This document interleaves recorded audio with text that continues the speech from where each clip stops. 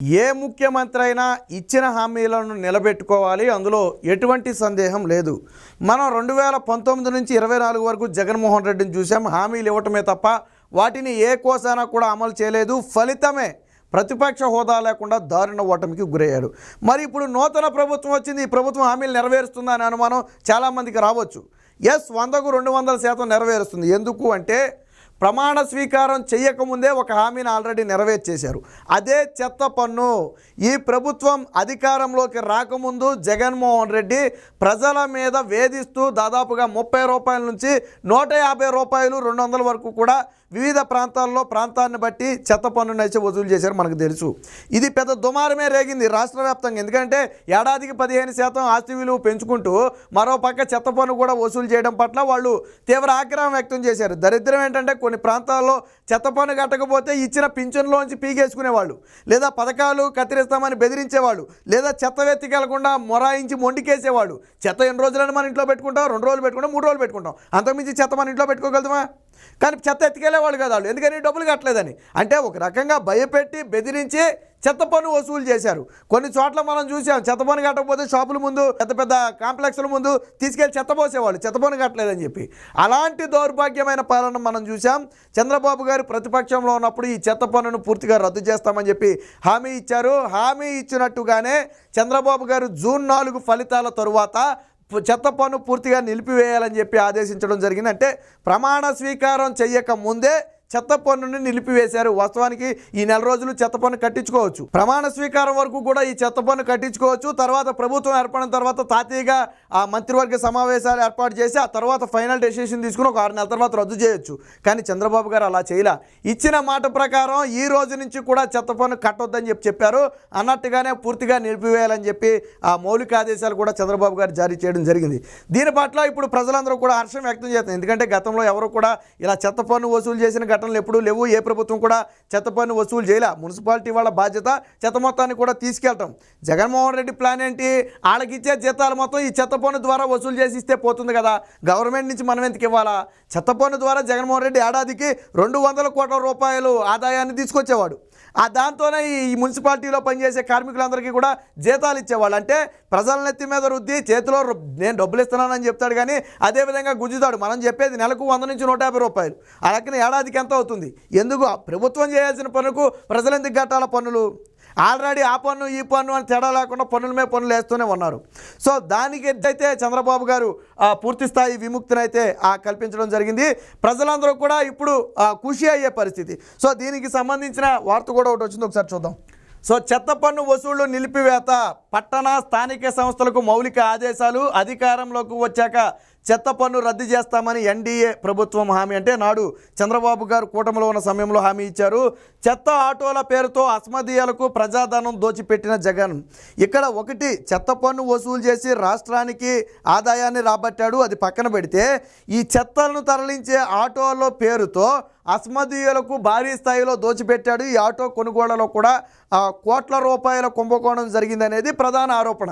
So రేపు ప్రభుత్వాలు మారిన తర్వాత చంద్రబాబు గారు బాధ్యత తీసుకున్న తర్వాత ఈ పూర్తిగా ఏదైతే క్లాప్ పేరుతో క్లీన్ ఆంధ్రప్రదేశ్ పేరుతో ఒక కార్యక్రమాన్ని నిర్వహించారో అందులో భాగంగా ఆ చెత్త ఆటోలను అయితే కొనుగోలు చేయడం జరిగింది.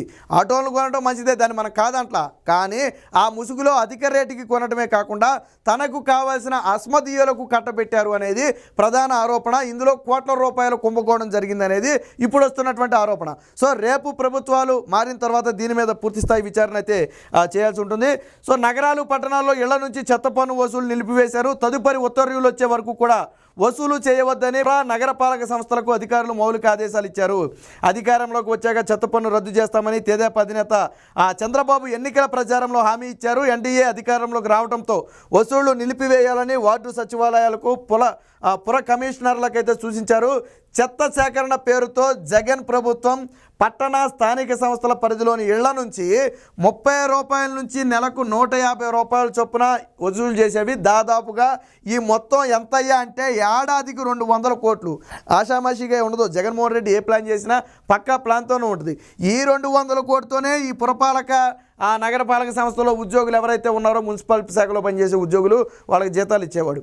అంటే జగన్మోహన్ రెడ్డి ఉద్దేశం ఏంటంటే చేసిన పనికి వాళ్ళ నుంచే రాబట్టి ఆ జీతాలు వాళ్ళకి ఇస్తే పోద్ది కదా అని ఉద్దేశమేమో 200 కోట్ల రూపాయలు వసూలు చేసేవారు. సో ఎన్నికల ముందు మాత్రం ఒక డ్రామా ఆడాడు. తాత్కాలికంగా ఈ చెత్త పన్ను నిలిపివేశారు ఒక నెల. అది కూడా ఏంటి, ఆదేశాలతో కాదు, ఒక జీవో రూపంలో చెత్త పన్ను నిలిపివేస్తున్నట్టు కాదు, మౌలిక ఆదేశాలు ఇచ్చి ఎన్నికలు కరెక్ట్గా నెల ఉన్నాయి కాబట్టి ఆ మార్చి నెలలో మీరు పన్ను వసూలు చేయొద్దు, ఏప్రిల్ నెలలో పన్ను వసూలు చేయొద్దు అని చెప్పి కొన్ని మౌలిక ఆదేశాలు అధికారులకు ఇస్తే అధికారులు గమ్మునుండిపోయారు. ఆ నెల మాత్రం వసూలు చేయాలి. ఎందుకని, తర్వాత ఎన్నికలు ఉన్నాయి కాబట్టి. నిజంగా జగన్మోహన్ రెడ్డికి చిత్తశుద్ధి ఉండి ప్రజల వ్యతిరేకత వచ్చింది కాబట్టి రద్దు చేయాలి అనుకుంటే ఒక జీవో ద్వారా పూర్తిగా రాష్ట్రంలో చెత్త పన్ను రద్దు ఎత్తేస్తున్నామని చెప్పి ఒక గతంలో మనం వినేవాళ్ళం, పురిటి సుంకం విధించేవాళ్ళు అని చెప్పి రాజుల కాలంలో మనం చదువుకునేవాళ్ళం. అలాగే జగన్మోహన్ రెడ్డి పాలనలో చెత్త పన్ను విధించారని చెప్పి రేపు తరాలు చెప్పుకుంటాయి ఖచ్చితంగా. సో అలాంటి చెత్త పన్నుని ఎన్నికలకు ముందు నిలిపివేస్తున్నట్టు డ్రామాలు ఆడారు కానీ ప్రజలేం మర్చిపోవాలా. ఎందుకంటే మీరు గడప గడపకి వెళ్ళిన కార్యక్రమం సమయం గుర్తుంది. ఏమి ఇచ్చారు మాకు, చెత్త మీద కూడా పన్నేసి మా నుంచే వసూలు చేస్తున్నారుగా, మాకేమి ఇస్తున్నారని చెప్పి చాలామంది నిలదీసిన పరిస్థితి, కొంతమంది కంప్లైంట్లు చేసిన పరిస్థితి. మేము చెత్త పన్ను కట్టట్లేదని, మా ఇళ్ల వెంట చెత్త తీసుకెళ్ళకపోతే మేమే తీసుకెళ్ళి బయట పారిపోయాల్సి వస్తుంది అని చెప్పి కొంతమంది కంప్లైంట్ ఇచ్చినటువంటి పరిస్థితి. సో ఇవన్నీ చూసిన తర్వాత ఎన్నికలకు ఒక నెల ముందు నిలిపివేయడం మంచిదని చెప్పి నిలిపివేశారు. అది కూడా దొంగ నాటకం.